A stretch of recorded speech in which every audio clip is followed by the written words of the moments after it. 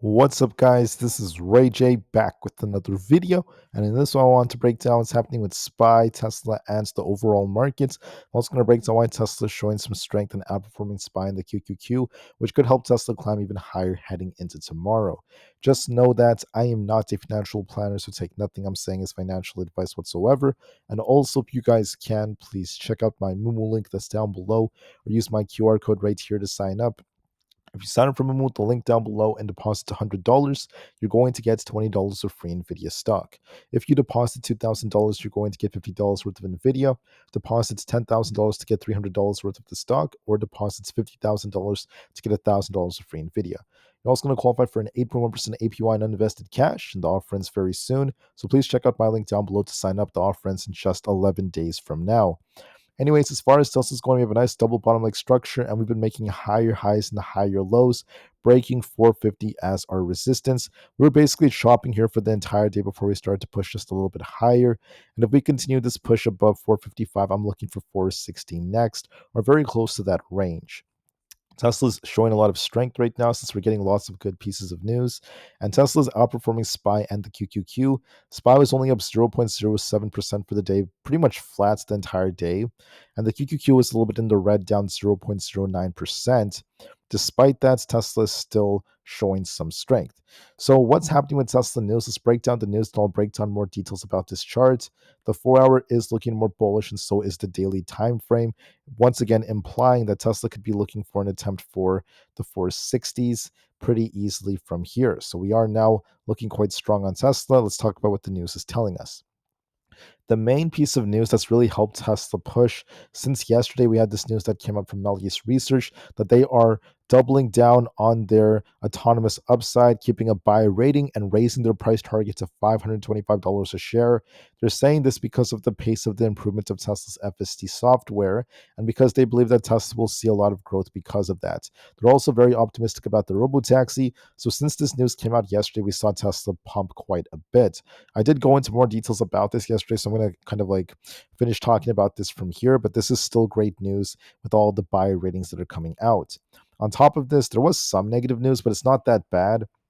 Tesla's UK sales are also down about 19% to 3,784 registrations that were announced, at least for the month of November.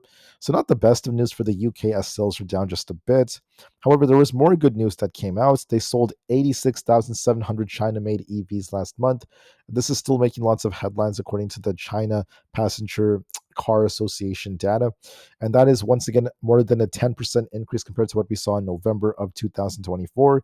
So great job by Tesla. Their sales are still improving in China. Tesla also made its first appearance in the top 10 for reliability in the Consumer Reports rankings. That was released on Thursday. That's some great news as well. They are saying that Tesla is standing out because of the fact that they have this electric drive system that is getting better ratings when it comes to safety and reliability. It also rose to ninth place in reliability out of 26 brands, according to what their tests are suggesting. That is still a big improvement compared to before, and that is some good news.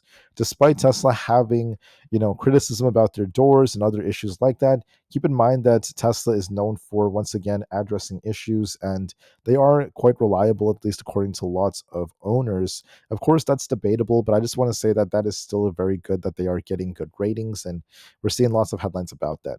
Besides that, Mizuho gave Tesla an outperform rating, and once again, Melius Research should appear on here very soon about how they're saying to buy Tesla, and they see 525 a share. Since that news came out, Tesla's been bouncing. The price price ratio is climbing, which means that Tesla is gaining strength. It's gaining strength compared to SPY and the QQQ, and now it's going for the 460 area if that continues. Fridays are historically green about 50% of the time for Tesla, and November and December are, more decent months. November is typically stronger, and December is typically like a little bit weaker, as we're green about 53% of the time. But in this case, it looks like November was a little bit weaker. Now December and January are going to be a lot stronger for Tesla. And we tend to see more volatility at noon and then 2 o'clock p.m. Eastern Standard Time. So far, that's what we're seeing. So with that being said, Tesla's looking quite strong on the daily time frame. Nice double bottom. This also resembles like an inverse head and shoulders, and we could be looking for the 460s pretty easily if this continues. So there should be some temporary upside for now. And I think that we're just going to play this trend. As long as I don't see Tesla lose like 450, if 450 fails us, we could return to like 444. And if that fails us, I think we return to 437. But as long as we're above 450, we are going to likely continue this uptrend and attempt to go for the 460s, in my opinion, for even more upside. We also have a double bottom and we're trying to make like a higher low right here. So I still favor even more upside, especially as time goes on. When it comes to our economic calendar heading into tomorrow, it's going to be Friday, December 5th, 2025. At 10 o'clock a.m., we have the core and all items PCE data coming out that could cause some volatility, alongside the Michigan consumer sentiment data, that's also going to be coming out. So tomorrow, 30 minutes after the stock market opens, look for some volatility, and we'll see how the Michigan consumer sentiment data affects us alongside PCE. And on top of this, when we got CPI, all items was a little bit high, but core was basically flat, and everything was close to expectations despite a slight increase in all items CPI. So we'll see how PCE looks like. Keep in mind, PCE is just for the month of September. It's delayed data. It's not necessarily from last month. It's old data that's coming out, and then we'll see what happens with the Michigan consumer sentiment data. Now we have FOMC on December 10th. There's an 87% chance the Fed gives us some kind of cut. I think there's a good chance of that happening. And then we're going to see how the market responds after that. The Fed is also increasing their repurchase agreements as they're continuing to buy back treasuries. And we're seeing this on their overall their spreadsheet over here. So you're seeing more of these repurchases that are going on. This is very important because this is going to tell us that the Fed is easing even more. And these treasury buybacks are very important. When it comes to earnings, just real quick, Salesforce had good earnings, great growth, good guidance. And then the dollar stores like Dollar Tree and Dollar General, they're doing very well. Dollar General is doing very, very well right now. They raised their guidance, and that's some good news. Last but not least, fear makes up the majority of sentiment. And then momentum is at neutral right now, looking at the markets, at least for the time being. Besides that, we're seeing the put to call option ratio falling as more puts are being closed and the VIX remains more neutral. So, what's my prediction for Tesla stock? We look bullish. In order for us to be bearish, I want to see Tesla lose 444. If that fails us, we're looking for 437 next. But if we're bullish, you want to see Tesla continue this uptrend, looking like a giant double bottom bounce, and we could be trying to bounce back up in a big George W, getting back up towards the 460s. I think that what's going to happen tomorrow is just like what we did today. We kind of consolidated in the morning. Tesla was trading sideways at 450 before it broke out. And now we're going to likely continue to trade sideways before he climbed for 460. And I think the last couple of Fridays were quite decent for Tesla. We're known for doing a little bit better sometimes on Fridays. And hopefully we see a nice bounce on Tesla stock. So look for some consolidation and an attempt for 460 as the most likely possibility. Now, I have a different view of SPY and the QQQ. I think that SPY and the QQQ are struggling to break past their key resistances, and this could be a little bit problematic moving forward. There's the possibility of a left shoulder, a head, and then like a right shoulder that could be forming an inverse head and shoulders on SPY. Now, we could be trying to climb a little bit higher, though, as we consolidate. But keep in mind that the last time we were at 685, we kind of like pushed higher, consolidated, then we sold off. We touched 685 over here, we consolidated, then we sold off, right? This happened many times in the past. And in this case, the same thing is going on. We're pushing towards resistance, and we are basically consolidating. And we're going to see if we push a little higher and consolidate before we eventually get some kind of sell off. And I believe that is what SPY is going to be doing because of this inverse head and shoulders, and also because of the fact that we have approached some key fib levels. So you could also take out a Fibonacci retracement chart, go from the all-time high and come like right over here. And what you'll see is that when you look at the levels at which we bounce at, we're basically going to be watching this key support at the 0.786 fib level. And then if you draw it out like this, so if you take the fib level and look like this, depending on where the high is, if we do get a retracement, this is the golden pocket. The golden pocket down here aligns symmetrically with this left shoulder. So that could be very interesting. So I think that SPY will consolidate. It might push for 686, come back down. We're in a consolidation. We likely continue to consolidate. And then either maybe later on tomorrow, if not by next week, I do believe maybe after FOMC, there is a risk of us potentially dipping. Everyone expects the Fed to cause us to just launch to all-time highs. The Fed's easing on policy. But what if we get the opposite? What if we end up getting some kind of like sell-off because the market fully prices in, the cuts? And then we could be looking for that right shoulder before we try to get some kind of bounce. I think that's the most likely possibility, but we'll see just to be safe. But for tomorrow, I'm anticipating some consolidation. We could be just trading sideways for the most part between the 685 to 682 area. The QQQ is very similar. As you guys can tell, we also happen to have the left shoulder, head, and then like a right shoulder. And we're going to see if we bounce off that. If we break 625, we're looking for a bigger push for 630. But if we lose 618, we're looking for a dip back down. As of right now, we are basically consolidating, and we're going to see how it goes. We're going to likely consolidate around 625 to 620. And then we're going to see if we end up dumping again to form that right shoulder. So watch that very closely if you form an inverse head and shoulders. Tomorrow, I just want to note that there's going to be a big test. The QQQ tested 625 and then rejected. Same thing happened over here. We tested 625 and then we rejected. And I think that we're going to consolidate near 625, but there is that risk of a rejection again, especially as we have a bearish divergence on both SPY and the QQQ. Look for consolidation like this tomorrow between 618 and 625, and then we could be looking for a move back down as time goes on, in my opinion. On the IWM Russell 2000, something very similar is going on. So basically, when you look at this, we have this resistance around this 252 area, which is where we like to reject. So we're going to likely be testing 252 again.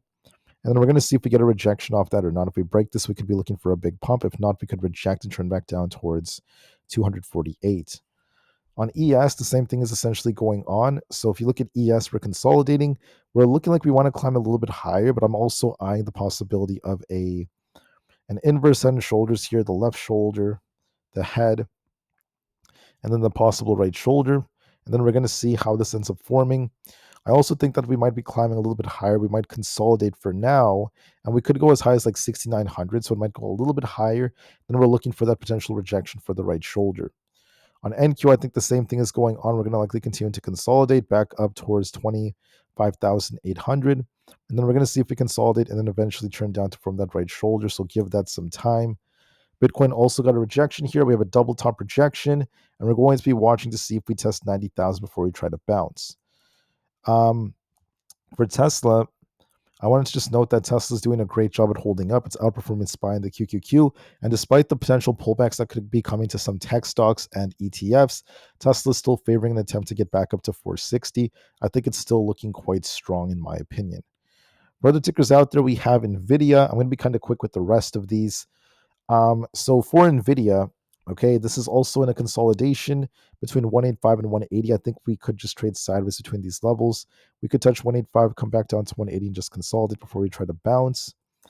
On Aapl, the same thing is going on. We could be dipping back down to 277. We'll see if we bounce or not, so give that some time.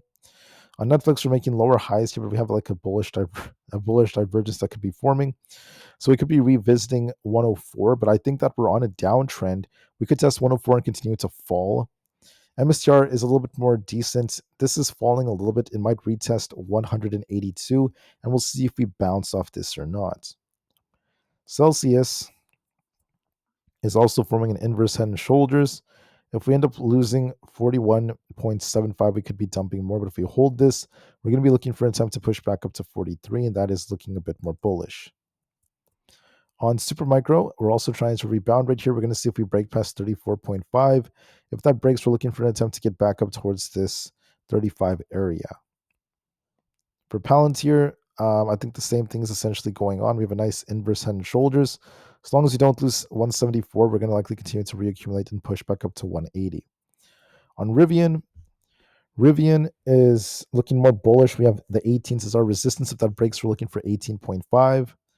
SoFi also has an inverse head and shoulders here. We're going to see if we hold 27.8. If not, we could be tipping back down towards the 27 flat area. On AMD, we're making lower highs. We're going to see if we break 220. If not, we could be dumping back down to 212. On ARM, we are also looking a bit more bullish. As long as we don't lose 138, we're going to be favoring 142 for more upside.